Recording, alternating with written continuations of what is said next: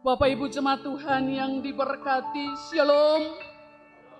Salam sejahtera bagi kita sekalian, bersyukur kepada Tuhan Allah kita luar biasa yang masih terus menjaga memelihara hidup kita. Kita telah menapaki minggu terakhir di bulan yang ke-6 di tahun 2020. Kita telah tapaki anak tangga yang ke-28 di hari ini.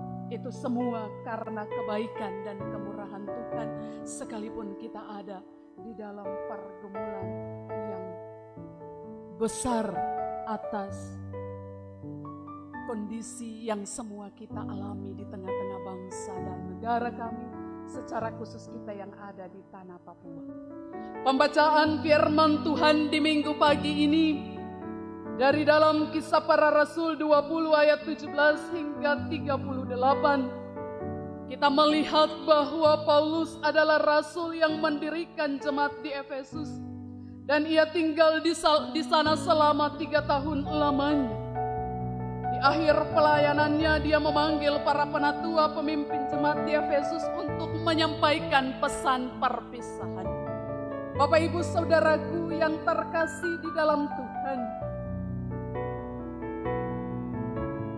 kita melihat bahwa pesan perpisahan yang disampaikan Paulus bagi para penatua yang ada di Efesus, yaitu untuk bagaimana ada di dalam komitmen melayani Tuhan. Seperti tema yang diberikan oleh tim penata layanan Sinode GKI di tanah Papua, yaitu taat dan patuh kepada Roh Kudus. Ada 3 hal yang dapat kita pelajari dari pelayanan Paulus kepada jemaat Tuhan di Efesus. Hal yang pertama yaitu kita harus melayani dengan rendah hati. Kita lihat pada pembacaan kita tadi di ayat yang ke-19. Hal yang kedua yaitu kita harus berani bersaksi tentang Injil kasih karunia Allah yang membawa perubahan dalam pelayanan lewat pertobatan umat kepada Allah. Dapat kita lihat di ayat yang ke-21, tetapi juga ayat yang ke-20.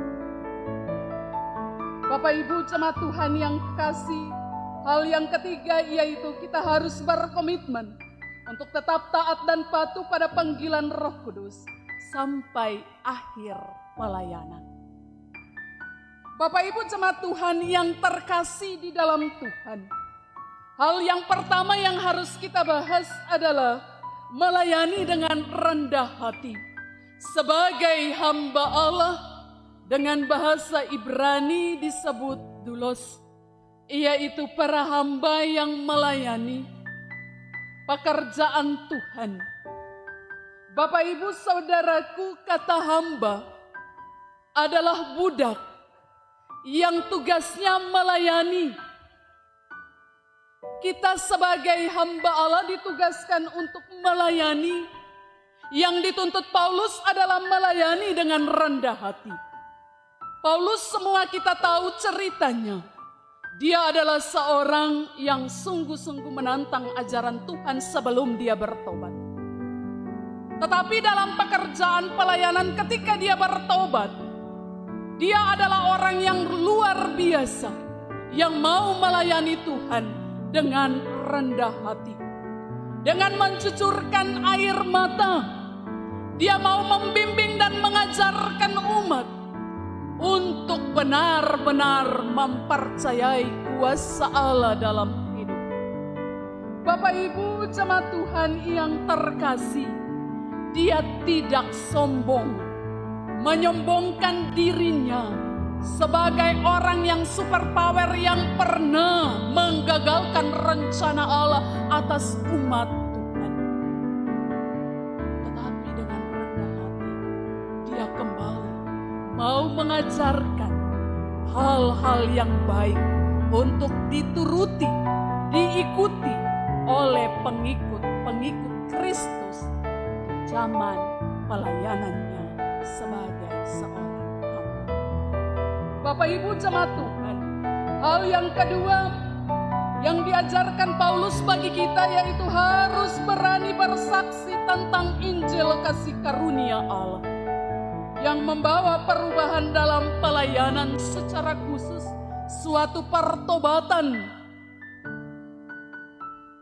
terhadap umat yang kita pimpin. Bapak, Ibu, Saudaraku, hal bersaksi yang Paulus tunjukkan, dia mengajarkan tentang hal-hal yang benar, sebab pada dia tidak ada lagi yang salah dalam ungkapannya. Semuanya sudah ia ungkapkan, semuanya sudah ia nasihati, sudah ia ajarkan kepada umat Tuhan di Efesus selama 3 tahun ia ada. Dengan mencucurkan air mata, ia selalu memberi teladan yang terbaik bagi umat Tuhan, supaya dapat menuruti seluruh yang diajarkan. Bapak, Ibu, Saudaraku, yang ia ajarkan bagi umat Tuhan, supaya bagaimana mampu memberi, mampu menyatakan ungkapan kasih itu tidak terhadap diri sendiri, tetapi mampu juga untuk memberi bagi sesama yang berkekurangan. Semua itu Paulus ajarkan untuk umat Tuhan di Efesus, supaya dapat mengikuti teladannya dalam melayani Tuhan. Bapak, Ibu, Saudaraku, sebab jika Injil yang diberitakan itu tidak diikuti atau tidak dimengerti, bahkan tidak mampu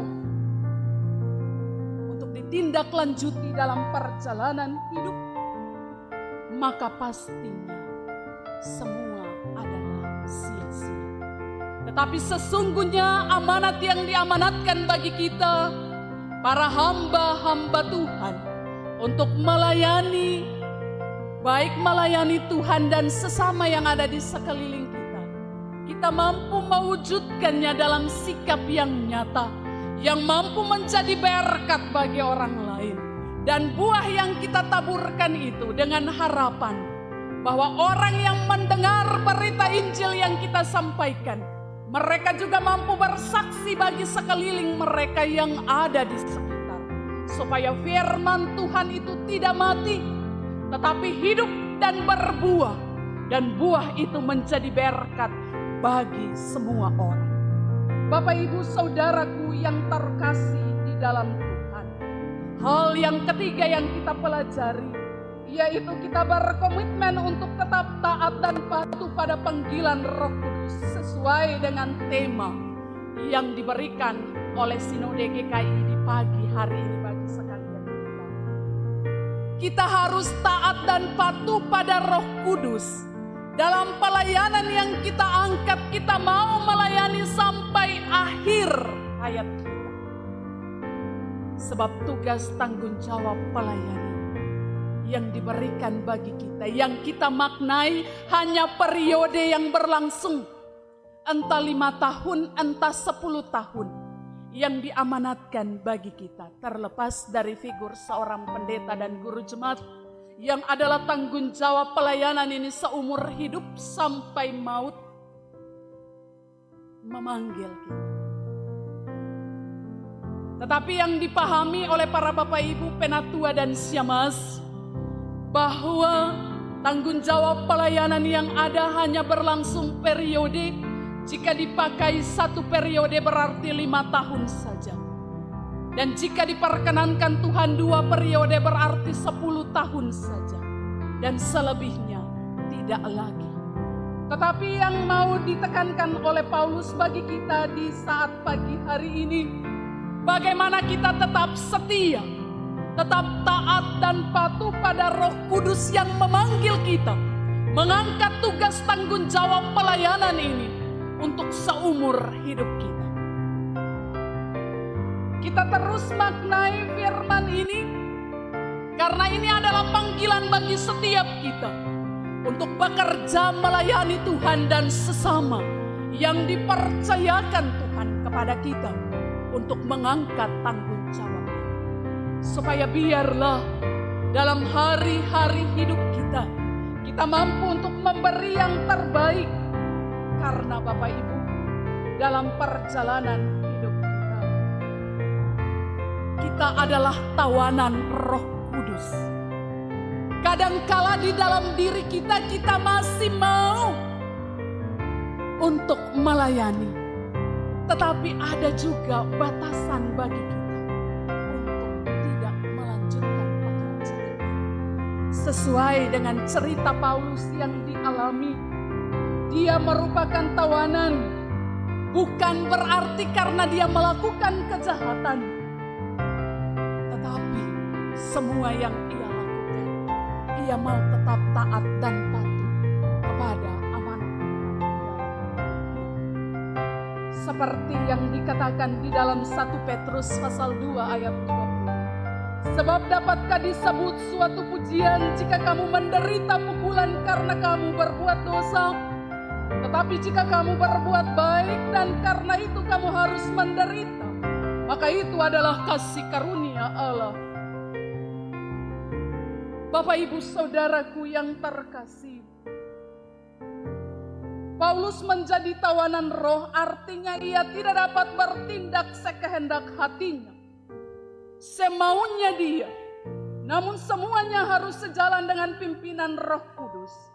Saat itu Paulus sangat bersemangat seperti tadi yang saya sampaikan. Dia sungguh-sungguh bersemangat untuk menyampaikan kabar keselamatan ini kepada pelosok-pelosok yang ada di Asia Kecil. Tetapi dia melangkah atas tuntunan Roh Kudus. Karena itu dia tidak pernah untuk harus membantah apa yang sudah dikatakan roh dalam dirinya. Untuk tidak melangkah berarti diajarkan untuk harus taat dan patuh kepada perintah Roh Kudus. Cerita Paulus saat ini melakukan perjalanan melintasi Frigia dan tanah Galatia. Dapat Bapak Ibu Saudara dan saya baca dalam Kisah Para Rasul 16 ayat 6 hingga 7. Di mana Roh Kudus mencegah mereka memberitakan Injil ke Asia. Dan dibatasi juga untuk masuk ke Misia. Mencoba masuk ke Bitinia, tetapi Roh juga tidak mengizinkan mereka. Bapak Ibu jemaat Tuhan yang terkasih, dari semua yang terjadi Paulus sendiri menyadari bahwa dirinya hanyalah seorang hamba. Maka dari itu dia belajar taat kepada Roh Kudus. Sehingga Paulus hanya mau melangkah dan berbicara atas kehendak Tuhan. Dan dia juga belajar taat dan patuh pada komitmen yang sudah dia bangun bersama dengan Tuhan. Bapak Ibu Saudaraku yang terkasih di dalam Tuhan, sekalipun nantinya penjara telah menunggu dia di depan mata, tetapi juga aniaya dan sengsara bahkan menderitanya dia akan dia lalui, tetapi tidak menghalangi dia untuk terus memberitakan Injil. Karena ia percaya dan berkata, kita tahu sekarang bahwa Allah turut bekerja dalam segala hal untuk mendatangkan kebaikan bagi mereka yang mengasihi Dia, yaitu bagi mereka yang terpanggil sesuai dengan rencana Allah. Terdapat dalam Roma pasal 8 ayat yang ke-28. Bapak Ibu jemaat Tuhan yang terkasih, dari cerita Paulus yang kita pelajari di minggu pagi ini, 3 hal ini mendorong kita sebagai para hamba Tuhan, sebagai pelayan-pelayan Tuhan. Marilah kita bekerja melayani Tuhan dengan rendah hati. Kita di dalam diri kita terus punya komitmen. Kita terus dipenuhi dengan kuasa Roh untuk tidak membatasi kita dalam mengabarkan kabar keselamatan bagi semua orang yang haus dan lapar akan kebenaran firman Tuhan.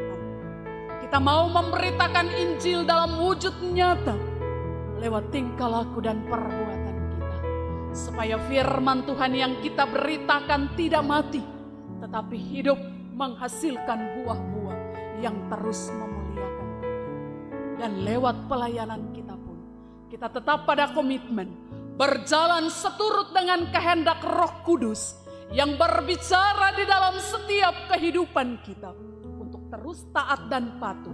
Apa yang harus kita berlakukan, apa yang harus kita kerjakan, biarlah kita kerjakan seturut kehendak Tuhan. Supaya dalam kehidupan kita, hidup kita terus diberkati oleh Tuhan, Sang Pemilik hidup ini. Tuhan Yesus yang punya firman ini akan terus memberkati Bapak Ibu Saudara dan saya sekarang dan selama-lamanya. Amin.